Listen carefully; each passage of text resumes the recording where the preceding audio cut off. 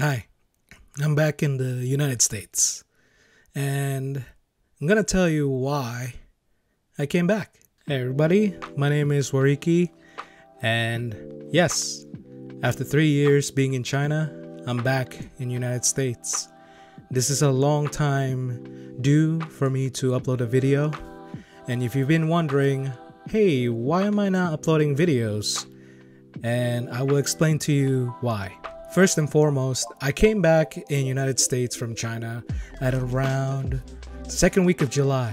I think it was around July 11th, July 12th, and I will upload the video about my returning to United States from China. It was I would say it was a really bumpy roller coaster ride, because not only I was not in a good health, I was also kind of sick in a way, and I was coughing a lot. I was nosebleeding at one point, and fun fact, I was nosebleeding during when I was in the going from one plane transitioning to another plane, and it was a bumpy ride.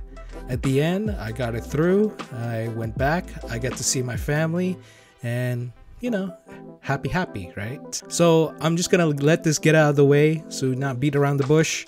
The real reason why I left from China back to the United States is because my contract, being an English foreign teacher, it was finished.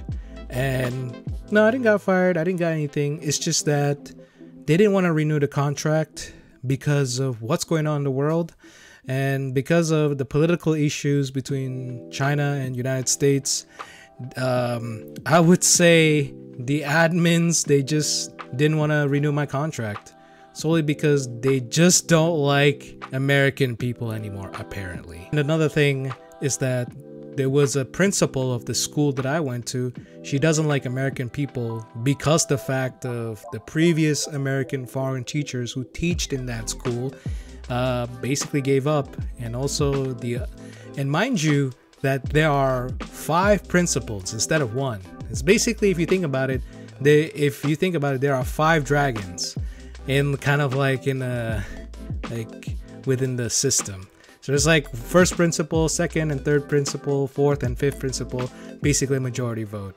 And because of that, they said they don't want to renew my contract. They didn't say it to me, they said it to the informant, which is also the helping assistant of the school, basically kind of like an informant for foreigner teachers.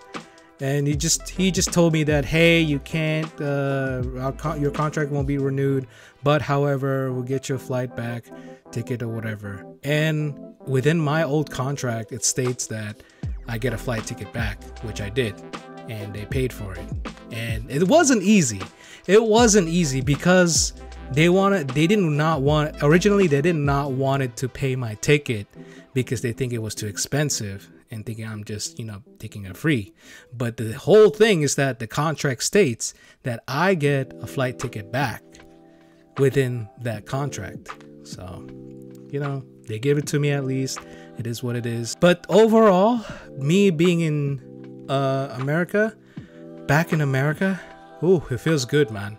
It feels good. My freedom speech is back at least. I've been racially profiled. Yeah. Because of COVID happened, the real reason why I couldn't upload videos is because I was kind of being pointed gun on my head without being pointed gun on my head, if you know what I'm saying.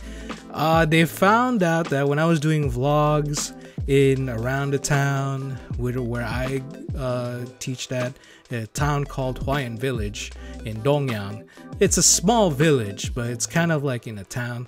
Literally, I was asked by the police officers, security guards, and the principals to tell me that, hey, you shouldn't do vlogging and whatever because, it could be sensitive, whatever. And they were questioning if I'm gonna upload it in WeChat because they have their own WeChat, they have their own TikTok. I said, no, I'm not gonna upload in WeChat or anything. This is just my document, journal, whatever.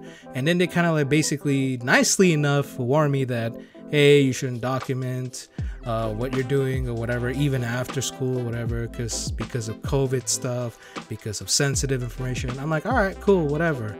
But little they know, I still do it anyway. I just kind of like not do it so much, because year by year, you know, even during after school, I just vlog. I just did it for you know, a couple reasons. I kind of bend the rules or whatever, but I didn't upload it in YouTube. Why? Because I know for a fact that people in China, especially foreigners and expats, they watch my YouTube. And those people who were my former friends, more former acquaintances, they do watch my YouTube channel. They do watch my stuff. So they kind of like, oh, okay, I understand. But the rules in China, man, oh my God, it's been, especially for expat, it was just a roller coaster ride, man. Let me tell you, it was just like, I don't know what to say. Even me as an American, a lot of times I get away with it because I'm Asian. They thought I was Chinese when I got there, and I'm just like, I'm not Chinese, I'm American. They're like, oh, you're not Chinese. I thought you were Chinese. So they got bamboozled. They got bamboozled, hook-winked, because the fact that I look like Chinese to them. But you know, like I said, I'm just an American guy. Apparently, you know, being Asian has some of its perks going in China. Yeah, I get away with it kind of, in a way, as long as like you know, being part of the what do we say? Do what the Romans do. Then you should be fine. You don't have to feel like an outsider. That's what I really did. The number one rule when you travel to another country is that do what the Romans do. And also the fact that I've did so many things, travels and whatsoever, my adventures in China were pleasantly really good. And I've met a lot of expats. I've met ones who are like really nice. I met ones who are not so nice. I met the ones who they just kind of like in it for work, in it whatever. I've learned that a lot because I'm the only one that's traveling to that country alone for 3 years.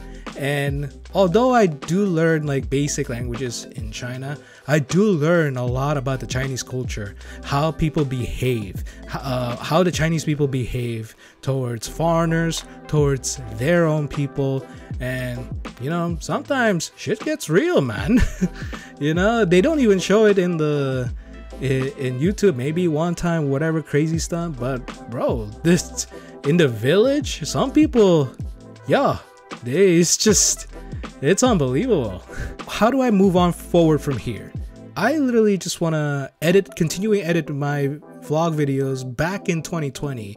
I still have the 2020 vlog, have to get it out the way, the 2021, and then the part where I go to trip to Shanghai to meet my friend, and also the rest of the vlogs that I'm gonna upload. It wasn't that much because 2022 to 2023, it was a bumpy ride, let me tell you. However, I'm gonna upload content videos about why you shouldn't be an English teacher in China, why you should if you want to, and is it worth it to be an English teacher in China these days? Because I'll tell you right now, TLDR, it's not worth it. A lot of rules have changed. Should you want to live in China for maybe a couple of years just for business or anything? And then also about Chinese cultures, also about dating, because I actually went on a date with a Chinese woman for like a couple of times, and let me tell you, it's weird, man. I never ever expected a wild experience dating a Chinese woman. So that's a thing. And for me, I just say that, you know, it is what it is. Thank you guys for watching. Thank you for watching this video, and I'll see you on the next video. Till then, peace out. Bye bye, and don't forget to subscribe.